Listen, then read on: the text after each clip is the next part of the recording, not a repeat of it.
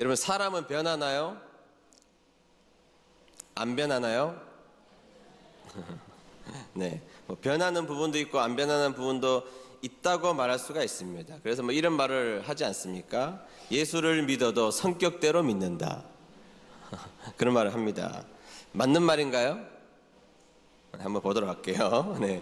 예수님을 믿는다는 것은 엄청난 변화가 우리 인생 가운데 찾아왔다는 이야기입니다. 그 예수를 믿는다는 것은 엄청난 변화를 우리가 수긍하기로 했다. 또 엄청난 변화를 우리가 맞이하고 있다. 이런 표현이라고 볼 수가 있죠. 여러분, 예수님을 믿으면 완전히 우리 인생의 가치관이 달라집니다. 당연히 세계를 바라보는 세계관도 역시 달라지게 되는 것이니까 진짜 엄청난 놀라운 변화가 일어나게 되는 것입니다. 예수님을 영접한 날 기억나십니까? 예수님을 처음 뜨겁게 만났던, 은혜를 받았던 그 첫 번째 날을 기억해 보면, 여러분, 예수님을 믿기 전에는 우리가 무슨 죄가 있을까? 나에게 무슨 죄가 있을까? 그런 생각하지 않습니까? 제가 중학교 2학년 다니던 제가 무슨 죄를 지었겠습니까? 제가 횡단보도 무단횡단 해본 적도 중학교 2학년 전까지는 없었습니다. 무단횡단을 해본 적도 없고 뭐 해본 거가 뭐가 있겠습니까? 죄가 뭐가 있냐? 나는 뭐 슈퍼에서 도둑질 사탕 하나 훔친 게 죄라면 죄다, 뭐 이렇게 말하시는 분들도 계시고, 거짓말한 죄가 전부다 이렇게 말하시는 분이 있을지 모르겠지만, 그것은 사람과 사람의 비교 속에서만 내가 조금 더 잘났다고 표현하는 내용들이죠. 근데 여러분, 꼭 그렇지만도 않습니다. 사람과의 비교 속에서도 우리가 압도적으로 차이나는 어떤 사람을 만나게 되면 그 사람과의 비교 속에서 내가 작아진다는 느낌을 받게 되잖아요. 여러분, 사람과 사람 사이에서도 어떤 일에 압도적인 사람을 만나면 그 사람의 크기 앞에 내가 얼마나 작은 존재인지에 대해서 깨닫게 되는 것이죠. 근데 여러분, 예수님을 믿는다는 것은 전능자 하나님 앞에 서는 것입니다. 깨끗하신 예수님 앞에 서는 것입니다. 죄 없으신 예수님 앞에 서게 되는 것이고, 너무나 크신 분, 그분 앞에 우리가 막닥뜨리는 순간 그동안 죄를 짓지 않았다라고 말하는 그 어떤 누구일지라도 그 순결하시고 깨끗하시고 그 완벽하신 하나님 앞에서는 내가 철저하게 죄인이라는 것을 사람들은 누구나 다 고백하게 되어 있다는 것이죠. 그리고 또 그 크신 하나님 앞에서 내가 죄인이라는 사실을 인정하고 더 나아가서 그분이 나를 사랑하신다는 그 자체에 대해서 매우 놀라운 감격의 눈물을 흘릴 수밖에 없다는 사실입니다. 그런데 성격은요? 그래도 안 변한다고요? 자, 하나님 앞에 이렇게 크신 하나님을 만나서 모든 것이 변했는데 성격은 죽어도 안 변해서 예수님을 나의 성격대로 믿는다는 말이 옳은 말일까요? 아니요, 그렇지 않습니다. 성격도 변해야 합니다. 말투도 변해야 합니다. 생활 습관도 변해야 됩니다. 예수님을 믿으면 급진적으로 변해야 합니다. 아멘. 네, 변해야 됩니다. 자, 오늘 저는 이 변화에 대해서 성경에 나와 있는 3명의 인물을 통하여서 어떤 변화가 우리에게 필요하고 어떤 변화가 있을 수 있는지에 대해서 3가지를 함께 여러분들과 함께 살펴보고자 하는 것입니다. 자, 첫 번째는 가짐에서 만족의 가치관으로 변해야 한다는 것입니다. 다 같이 읽어볼까요? 시작. 가짐에서 만족의 가치관으로 변해야 합니다. 네. 자, 여러분들은 하나 질문을 한번 해볼게요. 여러분들은 살기 위해서 먹나요? 먹기 위해 사나요? 뭐 먹기 위해 산다 뭐 할 수 없는데, 그렇게 말하면 조금 그렇지 않아요, 그죠? 그렇게 말하면 좀 그렇죠. 우리는 살기 위해서 먹는다 이렇게 말하는 경향들이 있습니다만, 반대로 말하면 이상한 경향으로 생각이 되죠. 그런데 여러분, 이 말을 조금 바꾸어서 치환해서 말해보면 다시 한번 생각할 수가 있습니다. 여러분, 가지려고 삽니까? 아니면 살기 위해서 가집니까? 사실은 똑같은 가치관이거든요. 여러분, 다시 한번 더 물어볼게요. 여러분들 가지려고 사십니까? 살려고 가지십니까? 이렇게 말하면 많은 사람들이 가지기 위해서 사는 것처럼 보이지 않습니까? 많은 것을 얻고 많은 것을 가지기 위해서 나의 시간과 에너지와 노력을 투자해서 많은 것을 가지려고 사는 것처럼 보인다는 것입니다. 여러분, 열심히 돈을 벌어서 여러분들이 하고 싶은 일들이 있지 않습니까? 물질을 많이 얻고 싶은 여러분들의 마음이 있잖아요. 꿈이 뭐냐? 그러면 건물주가 되는 거다. 꿈이 뭐냐? 난 건물주 되는 그런 치사한 방법을 동원하지 않고 건물주의 아들을 만나는 것이 꿈이라고 말하는 자매들도 있죠. 네. 가지고 싶은 겁니다. 얼마나 가지고 싶은 마음이 있는지. 학위를 가지고 싶습니다. 박사학위를 따고 싶은 마음이 있습니다. 평생 공부하다가 그것을 따는 것이 내 인생의 목적. 집을 점점 넓게 키우는 게 목적입니다. 10평짜리에서 20평에서 20평에서 30평으로 얼마나 힘들게 늘려나가는지 모른다는 것이죠. 좋은 차를 타는 것이 목적이고, 여러분, 우리의 인생을 가만히 보면 가지기 위해서 살아가는 것처럼 사실은 그렇게 살아가기도 한다는 것이죠. 근데 그것이 과연 옳은가? 성경의 인물 가운데 야곱이라는 인물을 한번 보도록 할게요. 야곱이라는 인물 한번 보시죠. 야곱은요, 태어나면서부터 쌍둥이 형이었던 에서의 뒤꿈치를 잡으며 태어났습니다. 쟁취하는 인생이 되기 위해서 이 땅을 태어난 사람이 야곱이었던 것입니다. 형의 장자권을 빼앗습니다. 물론 영적인 부분이 있긴 하지만 어쨌든 가지려고 하는 것이죠. 예배의 축복을 가지려고 했던 것입니다. 아내가 4명입니다. 4명. 자녀가 12명입니다. 첫 번째 아내 레아에게 만족하지 못하고 진짜 자신이 사랑하는 라헬을 또 얻지 않습니까? 삼촌과 사업의 경쟁 가운데 얼마나 치열하게 경쟁했는지 재산을 빼앗아 와서 큰 부자가 됩니다. 여러분, 빈손으로 떠났거든요. 밧단 아람으로 야곱이 빈손으로 떠났는데 돌아올 때는 큰 부자가 되어서 돌아오게 되었던 것입니다. 성공한 사업가가 되었고 성공한 인생을 살게 되었고 많은 것을 가지고 돌아오는 인생이 되었던 것입니다. 세상의 그 누구와 비교해도 욕심으로 많은 것을 가지려고 몸부림치는 인생으로 살았던 사람이 야곱이었다는 거예요. 근데 여러분, 욕심받는 인생이 평탄한 인생을 살아갈 수 있을 것 같습니까? 아니요, 그럴 수 없습니다. 그의 삶은 평탄하지 않았고 굴곡이 많았고 수많은 고생을 했고 자식을 잃었다고 생각했고 가지려고 아등바등 살다가 자신의 인생을 바로왕 앞에서 어떻게 소개합니까? 내 인생 험악한 세월을 보냈다. 내 인생 말도 하지 마십시오. 너무나 끔찍하고 너무나 험악한 세월을 보냈다. 거기서 험악하다라는 단어가 너무너무 끔찍하다라는 말을 표현하고 있는 말입니다. 내 인생, 끔찍한 인생을 살다가 죽어가고 있다라고 설명했던 사람이었다는 것이죠. 자신의 인생을 회고한 다윗은 정말로 끔찍한 인생, 험악한 세월을 보냈노라고 이야기하고 있다는 것입니다. 근데 여러분, 그가 늙어서 말이죠, 인생의 수많은 폭풍우를 맞고 수많은 고난을 경험하고 인생의 많은 일들을 경험하고 나서 나중에 그의 모습이 변합니다. 늙어서 자신이 살고 있는 가나안 땅에 기근이 들어요. 그래서 아들들에게 애굽으로 가서 거기에서 식량을 사오라고 이야기를 하거든요. 식량을 사오라고 이야기를 합니다. 그런데 저는 야곱이 했던 말은 신학적으로 매우 충격적이고 중요한 말이라고 저는 생각합니다. 제가 20대 대학교쯤 이 구절을 만나고 제가 연구하면서 이 책들을 보면서 제가 정말 중요하게 여겼던 한 단어가 있어요. 그것이 뭐냐? 창세기 43장 2절 속에 중요한 단어가 하나 있습니다. 제가 읽어볼 테니까 여러분들 한번 중요한 단어가 뭔지, 제가 강조하고 싶은 단어가 무엇인지를 한번 찾아보도록 하시죠. 그들이 애굽에서 가져온 곡식을 다 먹음에 그 아버지가, 야곱이죠, 그 아버지가 그들에게 이르되 다시 가서 우리를 위하여 양식을 조금 사오라 그랬습니다. 자, 여기서 중요한 말이 무엇일까요? 여러분, 제가 약간 세게 읽었거든요. 눈치라는 게 있어요. 눈치를. 제가 다시 한번 읽어볼게요. 그러면 다시 한번 읽겠습니다. 그들이 애굽에서 가져온 곡식을 다 먹음에 그 아버지가 그들에게 이르되 다시 가서 우리를 위하여 양식을 조금 사오라. 조금이라는 것이죠. 저는 조금이라고 읽었는데 여러분 조금이라고 말씀하십니다. 조금 사오라는 것입니다. 여러분, 이 조금이라는 단어가 왜 중요합니까? 신학적으로 야곱에게 있어서 이 단어가 왜 중요한 단어입니까? 왜 이 야곱의 인생을 설명하면서 이 단어가 왜 중요한 단어일까요? 여러분, 원래 야곱에게는 자족함, 만족함 그런 거 없는 사람입니다.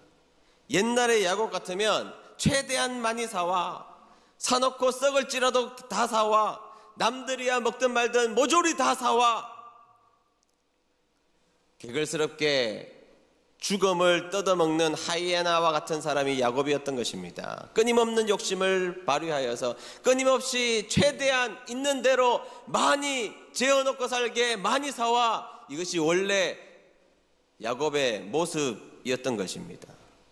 그런데 그가 인생을 살면서 수많은 일들을 부딪히고 영적인 고뇌를 하며 많은 일들을 부딪히면서 어느 순간 그는 영적인 사람이 되었던 것입니다. 그리고 그는 변했습니다. 그러고 나서 아들에게 이렇게 이야기를 하는 것입니다. 아들들아, 애굽에 가서 식량을 사올 때 그냥 먹을 만큼만 욕심내지 말고 조금만 사오렴. 이렇게 변한 것이죠. 옛날에는 개걸스럽게 최대한 많은 것을 가지고 오라고 말할 수밖에 없었던 야곱의 인생이었지만 그는 변해서 이렇게 말하는 것입니다.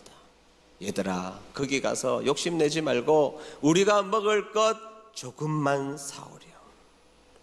저는 이 구절이 너무나 은혜가 되는 구절입니다. 가지고 산 인생의 허무함을 느낀 야곱은 그 긴급하고도 급한 기근의 상황에서 조금만 사오라, 가지려고 하는 욕망에서 자족하는 삶으로 바뀐 것입니다. 여러분, 예수님이 우리의 구주십니다. 예수님을 만났다는 것은 우리가 예수님을 가졌다는 것이고 내가 예수님 안에 들어갔다는 것이죠. 너희가 내 안에, 내가 너희 안에 거하면, 여러분, 우리가 예수님 안에 들어가 있고 예수님이 우리 안에 들어오셨다. 놀라운 일이죠. 예수님을 소유한 백성이 되었다는 것입니다. 예수님이 내 구주시라면, 내가 예수님을 가진 인생이라면 이제부터는 내 소유의 가치는 변해야 된다는 겁니다. 하나님이 전부이시면 이 땅의 소유가 전부라고 전전긍긍하며 애써서 살아가서는 안 된다는 것입니다. 그래서 여러분, 가짐의 가치는 나눔의 가치로 전이될 때 그것이 위대하고 아름다운 축복이 될 수 있다는 것입니다. 그래서 여러분, 초대교회 성도들 보십시오. 예수님을 만난 사람들의 이야기를 보십시오. 내 것을 더 이상 내 것이라고 하지 않았다는 겁니다. 서로 물건을 통용하고 같이 나누었으며 함께 그들을 살리는 일에 동참하여서 가짐의 가치에서, 소유의 가치에서 나눔의 가치로 나아갔던 사람들, 예수님을 믿는 사람들의 표징이었다는 것입니다. 여러분, 왜 쌈짓돈 모으자고 그럽니까? 헌금 내고 있는데 왜 쌈짓돈까지 모아서 우리가 모으자고 이야기합니까? 가졌을 때 행복한 것이 아니라 나눌 때 기쁨이 있다는 것을 우리는 알기 때문입니다. 나눌 때 기쁨이 있다는 사실, 가짐의 가치를 나눔의 가치로 승화할 수 있는 여러분들 되시기를 주의 이름으로 축복합니다. 진짜 의미 있게 행복한 자리는 여러 사람의 것을 나 혼자 먹었을 때 행복한 것이 아닙니다. 햄버거를 5개 혼자 먹었을 때 행복한 게 아닙니다. 햄버거를 나누어 먹었을 때 행복한 것입니다. 나눌 때 진짜 행복이 우리에게 찾아오게 되는 줄로 믿습니다. 두 번째, 변화는 자기 중심에서 공동체 중심의 가치관으로 변해야 한다는 것입니다. 다 같이 읽어봅니다. 시작. 자기 중심에서 공동체 중심의 가치관으로 변하여야 합니다. 좀 신약으로 넘어와서요. 마가라는 인물 아시죠? 마가라는 인물. 그의 집안은 부유했습니다. 레위 집안의 사람이었고 집 다락에 120명이 모여서 기도했습니다. 여러분 집에 120명 들어갈 수 있습니까? 없죠. 그런데 집에 다락에 120명이 들어갔으니까 진짜 부잣집이죠. 그 당시에 말이에요. 그 당시에 120명, 우리도 성지순례 가보면 마가의 다락방에 가보지 않습니까? 120명이 들어갈 정도니까 대단한 부자였습니다. 따라서 마가는 부잣집 도련님이에요. 마가는 뭐라고요? 부잣집 도련님입니다. 온실 속에서 잘 먹고, 우리 때 같으면 원 아동복 입고, 쪼다시 청바지 입고, 캠퍼스 플래그 옷 입고, 아시는 분들은 좀 연배가 좀 있으시죠. 핀토스 입고, 하여튼 나이키 신고, 하여튼 그렇게 부잣집 도련님으로 편안하게 잘 먹고 잘 살던 마가였던 것입니다. 장점이죠. 뭐 그것이 단점이라고 말하기는 어렵잖아요. 장점이잖아요, 그것도. 그런데 바울과 바나바가 1차 선교여행을 떠나가는데 마가를 데려갑니다. 마가가 이제 부잣집 도련님으로 선교여행을 떠나는데, 선교여행이 편할까요? 어려울까요? 네, 쉽지 않겠죠. 처음부터 막 배를 걸어서 한국까지 가서 배를 타는데, 그럼 배멀미 해보셨습니까? 차 멀미는 멀미도 아닙니다. 배는요 죽습니다. 울릉도 갔다가 배멀미 만난 분들은 울릉도 쳐다보지도 않아요.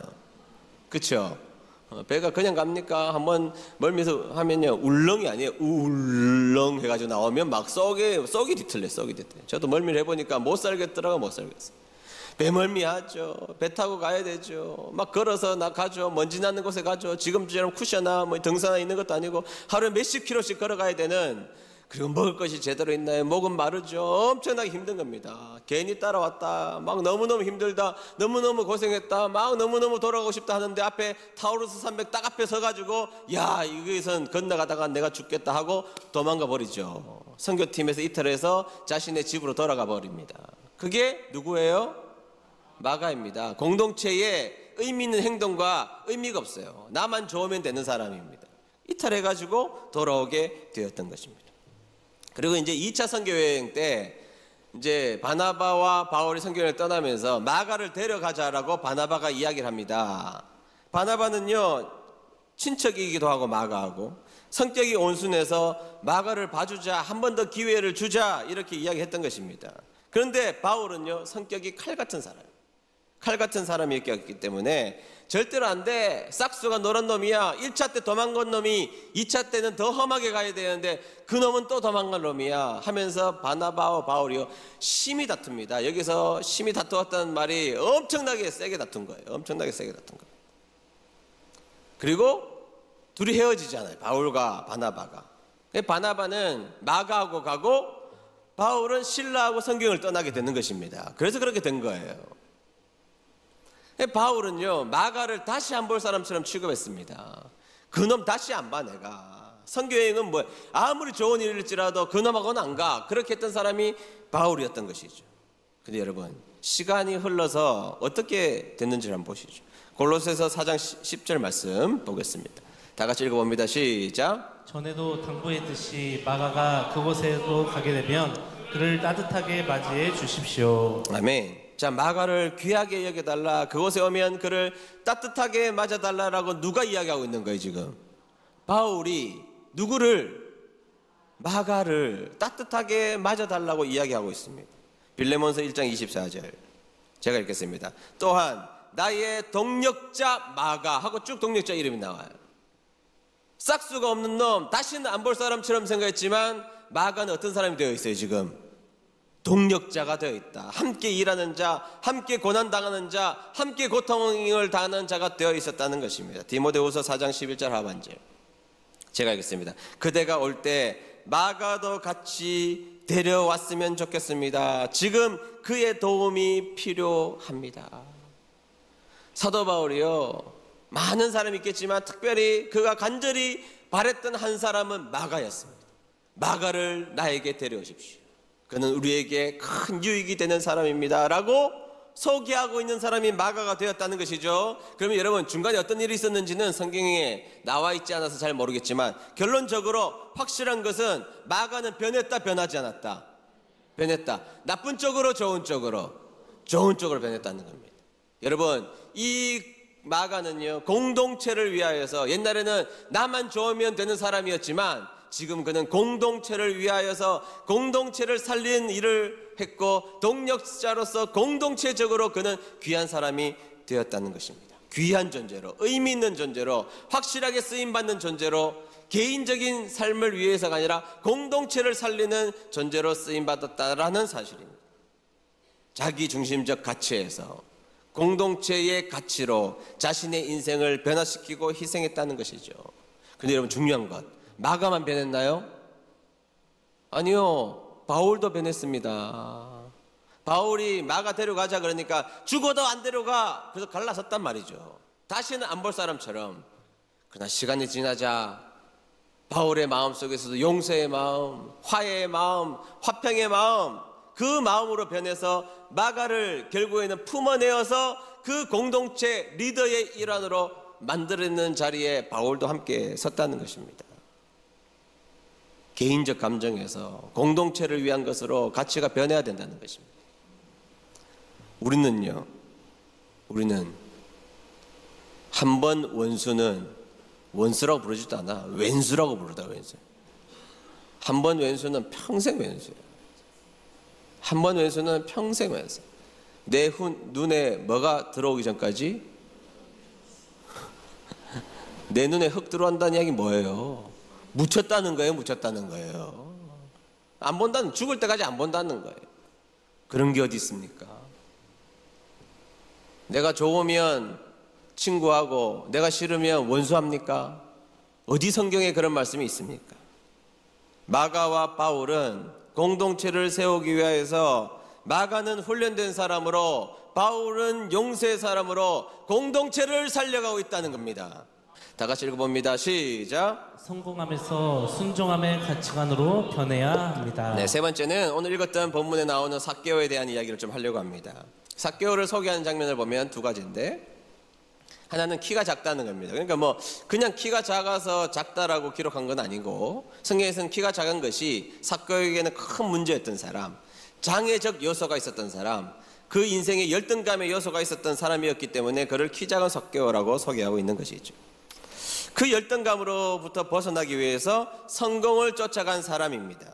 그리고 성공을 붙잡기 위해서 세리가 되기로 작정했습니다. 다 같이 읽어봅니다. 시작. 삭개오가 서서 주님께 말씀드렸습니다. 주님, 제 재산의 절반을 가난한 사람들에게 주겠습니다. 그리고 제가 남의 것을 속여 얻은 것이 있으면 4배로 갚겠습니다. 아멘. 급진적이죠. 여러분, 이 일로, 이 결단으로, 이 삭개오가 예수님 만나고 나서 이 결단으로 삭개오는 어떻게 됐을 것 같습니까? 세무서장으로부터 탈락, 첫 번째. 두 번째, 그동안 벌어놓았던 돈은 다 없어졌습니다. 대궐 같은 집 다 없어졌습니다. 종들 다 내보내야 됩니다. 다른 말로 말하면 파산입니다. 파산. 예수님을 만나고 물질적으로 좋아진 게 아니고 예수님을 만나고 파산, 그러나 파산을 선택했던 것이죠. 그게 삭개오입니다. 성공 신화를 이루었던 삭개오는 그 신화를 예수님의 가르침 속에서 파산이 되어도 예수님 말씀 앞에 순종하는 길이 옳은 길이라는 것을 믿었던 삭개오는 성공의 신화를 버리고 성공의 가치관을 버리고 순종함의 가치관을 선택하여서 파산의 자리까지 나아가게 되었던 것이죠. 여러분, 우리가 예수님을 믿으면 변해야 됩니다. 처음부터 끝까지 송두리째 변해야 됩니다. 여러분들의 언어 습관 변해야 됩니다. 삶의 가치관 변해야 됩니다. 성질머리 변해야 됩니다. 돈 씀씀이 변해야 됩니다. 우리의 생각 변해야 됩니다. 처음부터 끝까지 다 변해야 됩니다. 우리가 예수님을 부딪혔는데 어떻게 안 변하겠습니까? 여러분, 이익을 위해서 움직이는 이 세상 살아가고 있죠. 우리는 이익을 위하여서 사람도 버리고 의리도 버리고 이익을 위해서라면 모든 것을 버리는 세상 가운데 우리는 오늘 살아가고 있습니다. 아니라고 해도 맞습니다. 그런데 하나님이 원하시는 대조사회, 대조사회는 그 고통스러운 형제를 구원하기 위해서 내가 그 고통을 껴안기로 다짐한 것입니다. 여러분, 변화되어야 됩니다. 말씀으로 깨닫고 변화되어야 됩니다. 아직도 변화되지 않고 성장하지 않는다면 결단해야 됩니다. 기도하는 사람으로 변하겠습니다. 말씀 있는 사람으로 변하겠습니다. 순종하는 사람으로 변하겠습니다. 가짐의 가치관이 아니라 나눔의 가치관이 있는 사람으로 변하겠습니다. 나의 말이 사람 살리는 말로 변화되겠습니다. 내 생각이 하나님의 생각으로 변화되겠습니다. 우리가 대조사회가 되겠습니다. 세상과 다른 대조사회를 통하여서 우리가 하나님의 은혜를 많은 사람들에게 보여주는 대조사회 은혜드림교회가 되겠습니다. 그 변화와 성숙과 결단이 오늘 저와 여러분들의 삶 가운데 있게 되기를 주의 이름으로 축복합니다.